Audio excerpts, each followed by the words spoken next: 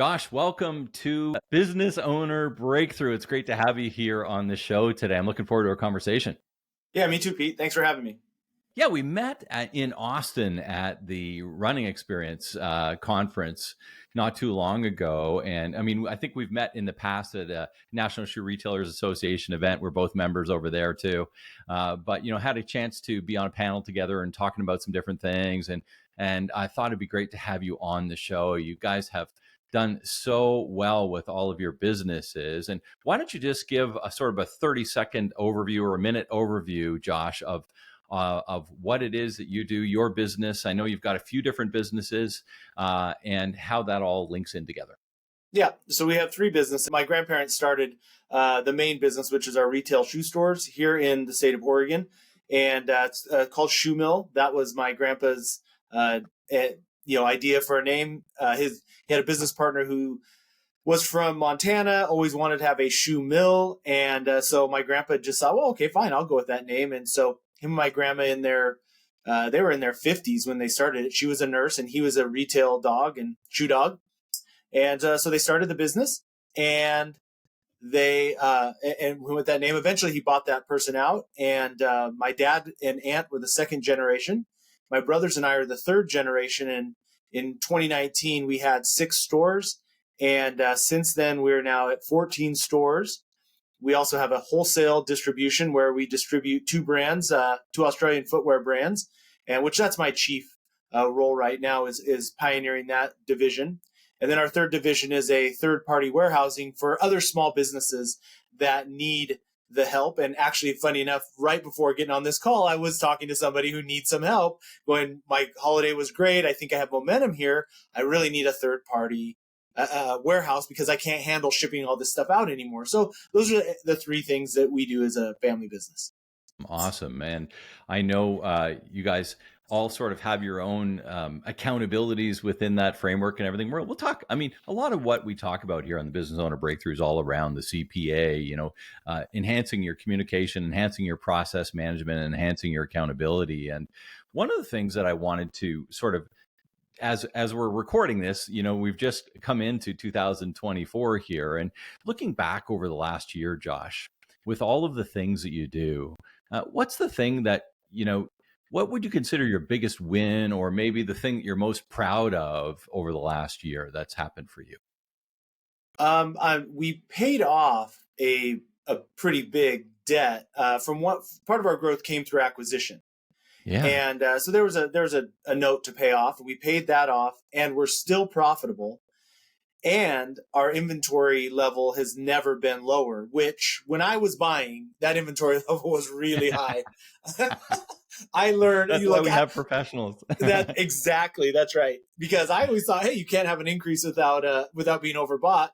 But I pushed the limits on that. So my head of buying has done a great job of getting our inventory in line, and we can't. So I'm really proud of the fact that we were profitable because everybody worked together to make it that way. It wasn't one lever that got pulled, but it was the team. So we were able to pay off that big note, have the right inventory, because we also posted about a 20% increase for the fourth quarter versus the previous year. So it's incredible. Everything came together fantastic. Is same store sales as well, or is that with the new additions that you guys have had? That is against the previous year where we had the same. We opened a store last year, but it was inconsequential for Q4. It wasn't a holiday driven store at all. Yeah, you guys have certainly had a substantial growth since 2019, more than doubling, right? Yeah, about 2.5 times.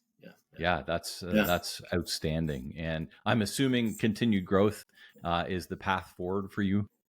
It is. As family businesses grow, there's more and more mouths to feed, so to speak, in each generation. And so in 2019, I was made president, and I gathered my brothers together and said, who all wants to stay in?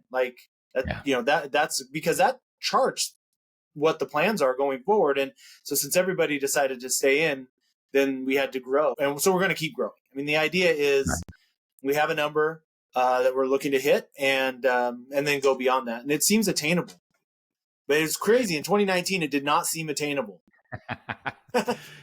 It's funny, even something as simple as writing that number down in the structure of your meeting structure so that you can always be referring to that number and saying, hey, this is our goal and we have to make the changes in order to make this sort of thing happen, and to see them realize over a course of time.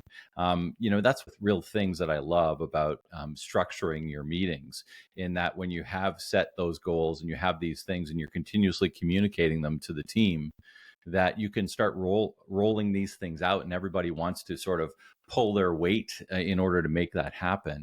And I mean, so much of the work that I do is with family businesses and next generation and all this sort of stuff too. And the beautiful thing here with where you guys are at is that you are the now generation, essentially, right? You are running the operation, you are taking it over. And back then you were working within the business, but maybe full sort of on making every single decision. But as that transitions with these guiding principles that you had back in 2019, you can really make them happen. Indeed. And one of the things that's different, I think, in our generation versus my dad's generation, a different operation that my brothers and I have really employed is bringing in non-family members into these are the goals, this is what we're working towards. And in May, so we use 2023 as a year to just let the dust settle a bit for our teams. I mean, we were pushing them pretty hard through pandemic, and then the growth, the acquisitions and the growth. And we thought everybody needed a deep breath. We knew we had one store on the horizon, which we opened in May. And I mean, it's a fine Yeah. store. That's the one that's not very Yeah. holiday oriented, right? But Yeah. still good store. And what I noticed is from about June, the third quarter of the year, everybody was like, what are we doing? Okay, what are we doing to move towards the goal? Then things got a little bit restless. And then, of course, we hit Q4, which, we had Uggs and Birkenstocks and Hokas and like all the shoes going out on running and all the shoes going out the door, kind of brought focus back in. But that's for 2024, then it's like, here's what we're doing. We have big plans. And because otherwise people get restless when they don't know. They like being part of a winning organization, right? And they like to see that we're moving things forward. So absolutely. Yeah. Absolutely. It's so crucial to have them. And I think that's one of our jobs as leaders, isn't it, Josh? Where we're really just always consistently focused and communicating what it is that we're all striving for, to give them that guiding principle. Because I use this, clarity creates confidence and confidence ignites momentum. And when we're giving clarity through the conversations that we're having and reiterating all these different things, and then allowing the switches and levers to be pulled, then things really start to happen. So I'm excited for you guys as you look into your next year. Looking back, looking back, Josh, in the last year, I mean, obviously lots has gone well for you. What was sort of one of the biggest frustrations that you encountered in the past year? Ooh, well, that's a good question. Because I try to not focus on the frustrations, but I do. I mean, being realistic, the biggest frustration was feeling like maybe we lost a little bit of the drive and momentum. I felt like maybe giving the team a break was a good thing, but maybe it wasn't. And especially because, we've switched from the mentality of entrepreneurship, which is, okay, if we have an idea for a project, then we have to be the one that does it, everything from start to finish. You realize pretty quickly it's hard to grow when you're in charge of everything. So then it's like, here's the seed. I'm going to allow you as the leader of the department to take it and run with it. This is just what I want done. And I think I underestimated my staff. I mean, I really think that's what it was. I thought they needed more of a break than they needed. And so my frustration is that we let some of the momentum and maybe some opportunity pass us by. Yeah. So what do you think, like process wise, when you think about that and you think about the year ahead, what are you going to change in order to set up some process, shift your accountabilities there in order to reinvigorate the team basically around growth and around this sort of stuff? Like, what, from a leadership standpoint, what's your goal? How are you going to arrange that? Yeah, it's making sure that the heads of each department who are responsible for executing have the help that they need. And so then it's supporting them in either whether that's realignment of their team or additional resources, and those resources being people. Also, part of the 2024 goal is to streamline more processes through technology. like use a lot instead of manual processes. So it's like I want to support them. If the answer is technology, then let's support them there. If it's people, actual bodies, then let's support them there. So that's how we'll be able to execute, I believe. Yeah. What's your meeting structure look like, Josh? We have weekly heads of department meeting, takes place every Tuesday at 3:00. Yeah, 3 to 4:30. And so the heads all meet, and then they each meet with their entire team whenever it makes sense for them throughout the week. So the cadence, the cycle is issues always bubble up, and they know on a weekly basis an issue. So if we have an issue on Wednesday, everybody knows, unless it's like, emergency meeting. But for the most part, they know it's going to cycle back around, and next Tuesday it's going to be talked about in the heads of, and so on. So that's given quite a bit of calm out there. And then the meeting starts with a 5-minute, best thing to happen to you this last week, or share your good news, and then we go into talking about the numbers, the measurables, and then we discuss where's everybody at with the to-dos that they were assigned. And then we go into problem solving. The biggest chunk of the meeting is identifying an issue, discussing it, getting to the root, and then solving it. And that's the biggest chunk. So everything leads towards that. Yeah. Do you do quarterly meetings as well, where you take your team offsite or whatever the case is and work through some of the bigger picture stuff? Because on a weekly basis, it's often, some of the business owners out there who are in their business and maybe they only have one door type thing. They'll say something like, "Oh, there's no need for a meeting. We're here every day and we discuss things." But, for those of us who have multiple doors, multiple locations, whatever the case is, for whatever business that they're running, it's not easy always to spread the communication out and all of that sort of stuff. So how does that get spread out, and how, from a leadership perspective, how are you sure that the communication's getting down to everybody that needs it to get to?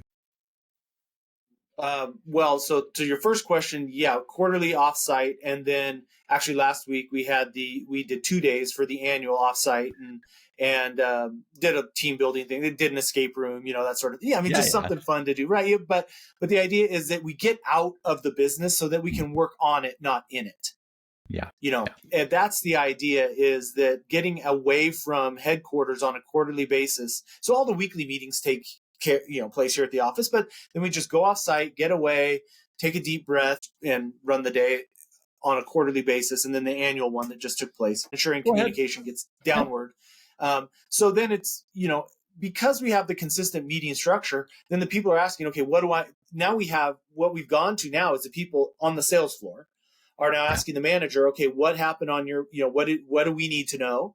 They expect it. It's not like random meetings that nobody's expecting. It's just a normal cycle. So the people on the sales floor are asking the manager's asking their regional, the regional's asking the head of sales, and the head of sales, it's the push pull that everybody expects there's going to be communication. Yeah, I love that. And it just, so many small business owners that I talk to, are against meetings. But I think there needs to be a certain amount of meetings in order to have structured communication disseminate throughout the entire team. And I disagree with meeting just to meet. But if you meet with a structure, a process involved that communicates your goals that you're setting at your yearly, that takes it down to the quarterly, that takes it down to the weekly, that takes it down to the daily, if you're having daily stand-ups. One of the ways that we communicate is that, we don't do yearly, we do monthlies, and we do halves. And we used to do quarterly, but we were finding it wasn't really enough. So we do half days every month, and keep in touch that way. And then we do our weekly meetings like you do. And then we do Voxer. I don't know whether you've ever heard of Voxer or not, but it's a voice communication app on your phone. And it's like a walkie-talkie channel. And we have that walkie-talkie channel set up so that each of the people that report to me essentially gives me their 3 prime priorities for the day. So they'll just send me a quick note saying, "Hey, Pete," and it's all vocal. but basically it's like, hey, Pete, these are the things I'm working on today. And I will do the same for them. And they'll also tell me whether or not they achieved what they were working on yesterday. So when I don't work in the stores that much, I work out of the home office because I've got my stores, but I'm also coaching a lot and doing other things. At least I know the rhythm that my team is in and what they're working on. And if we're working towards our goals, we'll catch up on the weekly basis and then sit down for a more in-depth once a month. So I think the big thing here, Josh, is, that communication is such a key piece to making your goals happen, right?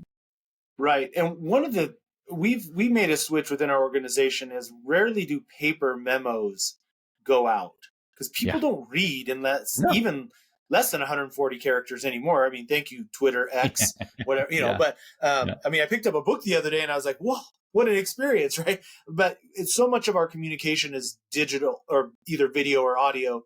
Yeah. So anything that needs to go out, we just do a video message. And it doesn't have to be overproduced, but that way they can hear tone of voice. Because often, it said when you're reading, you're rarely reading it in the positive, you're reading it in the negative, right? So For that's sure. why emails tend to have lots of exclamation points and you got to kind of go over the top. But when they can see my body language, see my eyes, feel excitement if there is, or anger, if, they can feel the emotion, and I don't have it just flows. So we've gone to a lot of video communication that way, just a quick little iPhone video, and then it's easy to share that. So we use an app called Loom for that as well, Loom, Loom, okay, and do yeah, a ton of video emailing and what have you with Loom. I mean, and I think for the listeners, it doesn't really matter what app you use. The right, idea is you need to provide the communication in a way that they'll absorb it, right? And I think, like you 100%. said, people don't want to read anymore. I mean, No, if you open an email that's 2 pages long, I mean, I think you're probably like me a little bit there, Josh. It's like, I don't even want to look at an email that's that long. well, I And do. I mean, I'll skim through it and then I have to read through it again, and yeah, I mean, yeah, I'm finding oddly enough that I'm using my email less and less, and I use many other forms of communication much, much more frequently. So we use Microsoft Teams throughout the yeah, stores, and so it's very easy to just video record. It's easy. Like yeah, you said, it doesn't matter what tool you use. Just communicate in the way people are going to hear it, yeah, for or at sure. least, It's well, that's the other part. If they want to hear it. yeah, it's like read receipt, the old read receipts that we used to see. Yes. Yeah. Yeah, that's cool.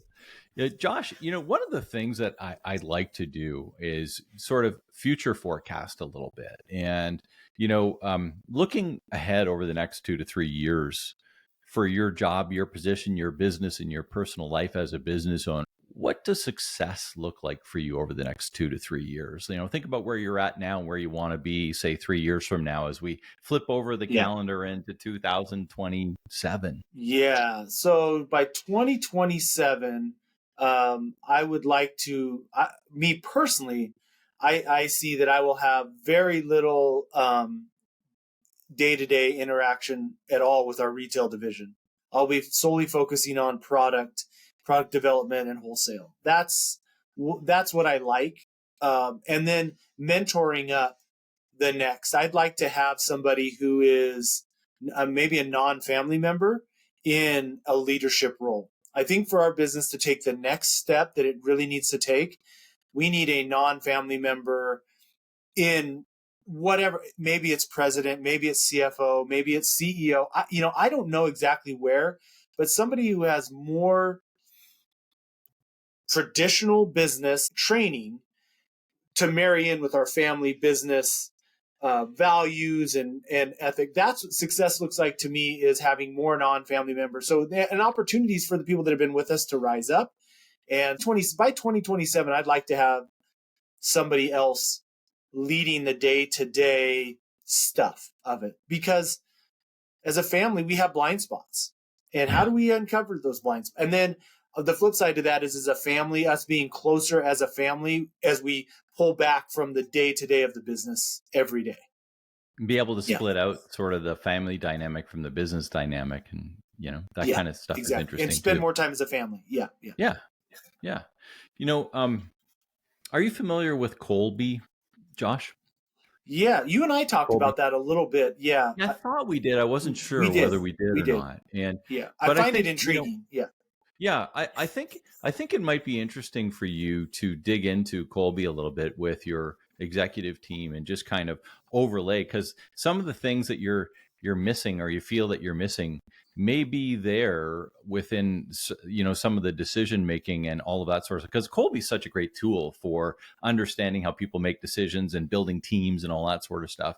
And a lot of times there's hidden gems already within our existing team that we don't know how, or we don't know, or we haven't given opportunity to be a part of a team in a way that they're maybe unused to. There are things right in our face Yeah. because great, but Yeah. we circumvent Yeah. because this is Exactly. one of their strengths. Let's put this, let's have them flourish. And there's two books for me. Like I like talent development. I've always liked coaching. I mean, I've had jobs. This is like the last 3 or 4 years is the only time in the previous 15, 20 that I haven't done any coaching or teaching of some degree, right? I'm not trained in any way, but I just love it. Yeah. Yeah. And I see these two books. One of them is called Bet on Talent, was phenomenal. The title sort of says it, but it just reinforces if you have a great culture and you find somebody that is talented and fits it, pay them, reward them, and whatever reward looks like, and have them go. So there's the Cliff Notes versions of it, and then cut them free and let them do their thing. Yeah, love and that. then I've second, not read that one. I'll pick it up. It's a good one.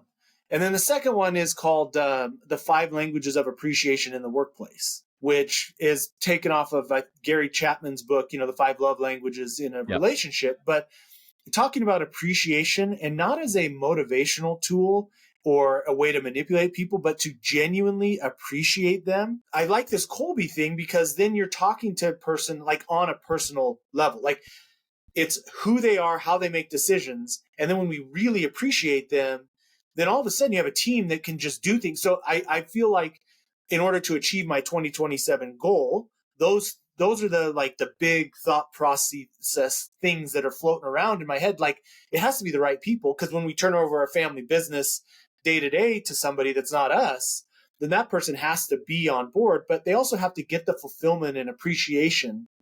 And then what I would do is I would just focus on that, product and those people things on a high level. That to me is what success would look like.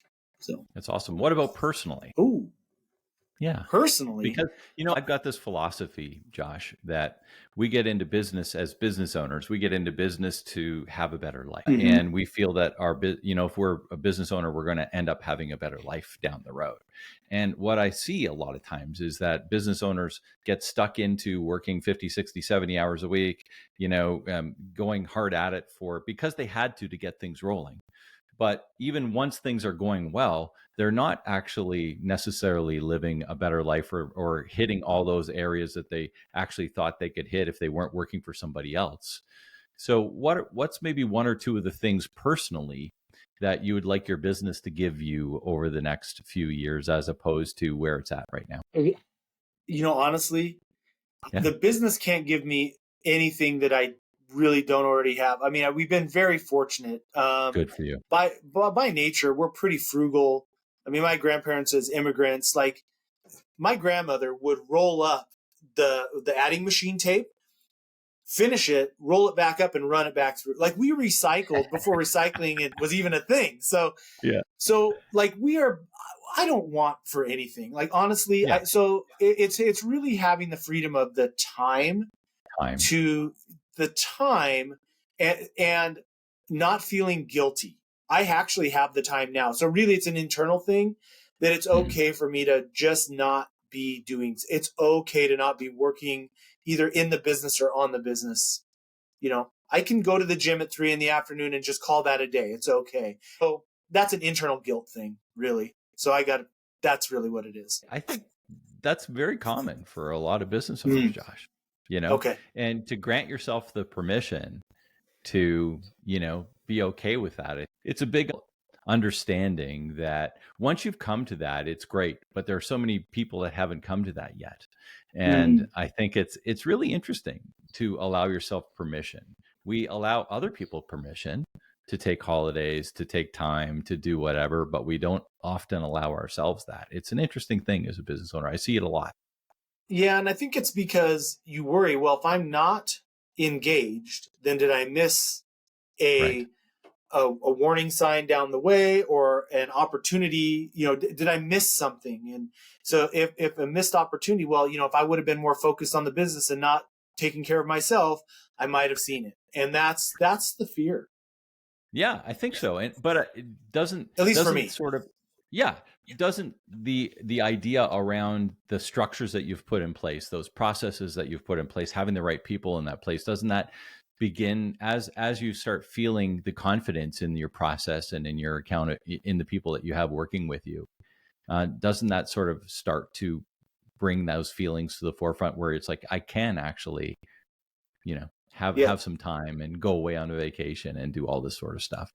absolutely. I mean, I think that even the ability to just put this out there is Yeah. a big leap from where it was even several just a couple of years ago. So clearly, this is something that is working towards an end goal. And I do think you're right. The best having people you can count on. You have more people looking out. If I'm the only guy on the watchtower, it's far better to have 10 people on the watchtower with me. And that's the idea is making sure that the right people on the watchtower with me. And then I don't have to be the only one. I want to roll back just a little bit before we call it an Okay. episode here, Josh. But this idea of bringing in, let's call him or her, an outsider into the business to help you run. How are you? What's your plan for ensuring a cultural fit and ensuring sort of that right person? Have you given some of that some thought as you're not only just bringing in a new person within line of your accountability chart, but you're bringing in a new person that potentially could be the leader of running and in charge, not just appointed, but in charge of doing all of this sort of stuff? And how are you sort of talking with the family and getting buy-in on the type of person that you need for this position? Yeah. So we have our, quarterly we meet. Well, actually, every other week we meet to talk about the finances of the business and just shareholder slash, family Yep. business meeting about every other week. And we try to not talk about specific issues in the business, but looking long range. And so this is a topic that's been for about a year, something we've been discussing. And the idea, everybody that we hire gets started. All of our interview questions are based around our 8 core values. And so we make sure that through that interview process, we're uncovering, does this person, and we've struggled. We've been looking for a bookkeeper Mhm. for 4 months, and we need it to be a culture fit because I'm being honest, we hired somebody that had a couple of yellow flags that were Yeah. probably more orange than yellow, closer to red, but Yeah. we broke our cardinal rules, and we broke our own rules because of desperation. But that was a lesson to us that goes, okay, let's not. So everything is looking good in that regard. And but using that experience to say we can't do it for an even bigger position, we've got to ensure that the cultural fit. So I don't know. I mean, I know what needs to be done, and I'll probably Yeah. seek some counsel from people that are far wiser than me that may have Yeah. gone through this. I have a business network group that I'm a part of, and this is the type of thing that they love to help with because they're Love it. family businesses that have then turned into, hey, we're just a family business office. The day to day is run by non-family members, and so Yeah. I'll seek advice from people that have more wisdom than me because I've seen what happens when we compromise. Yeah. Yeah. That's a great takeaway, Josh. And Hmm. I think, you know, I call them non-negotiables. Your list of 8, and whatever they are, having these non-negotiables. I mean, just even saying those words, they're non-negotiable, right? Yeah. It's like you just can't do this if it doesn't happen within this framework. And the only time you change a non-negotiable is when something has really changed within the business that warrants it irrelevant anymore. Outside Yeah. of that, it continues to be relevant for most non-negotiables never get changed because that's just the way, that's the culture of the business, right? Yeah. But we have to be adept enough to see if a person is kind of bluffing their way through. I mean, somebody's gonna be Yeah. bright enough if they're in the position of president or above, anything above a Yeah. VP level, even a VP level, really Yeah. in a bigger Yeah. business, they're going to be adept enough in the conversations to know where we're going with the questions. And so Yeah. they could, I mean, there's a famous book out there, what happens when you want to hire an eagle, but you end up hiring a turkey or something along those lines. I think but that thought always, sticks with me. Like, you think you're getting somebody because they're good at interviewing. They know what you're driving towards and are giving you the answers you want to hear. So how do you? It's ensuring that they're not doing that to us. Yeah. But that'll be Crazy. the trick. But there's wise people out there that are willing to help, and we'll rely on them. There are. Yeah. And there's a great book out there called Who Not How, and it's by Dan Sullivan and Dean Jackson. Mm-hmm. And the idea behind that one really is you don't need to know how to do everything. You just need to know who can help you get there. Yeah. Josh, True fact. It's been great having you here on the Business Owner Breakthrough podcast. I really appreciate our time together. Appreciate you spending some time with me. And I'm really looking forward to seeing you again at one of the next NSRA events or another shoe show down the road as we carry on our shoe duties, right? Right. I appreciate it. Thanks for giving me the opportunity today. It was great chatting with you, and hope there's some nuggets in there that can help others. So thanks, Josh. Make it a great day. thanks, Pete.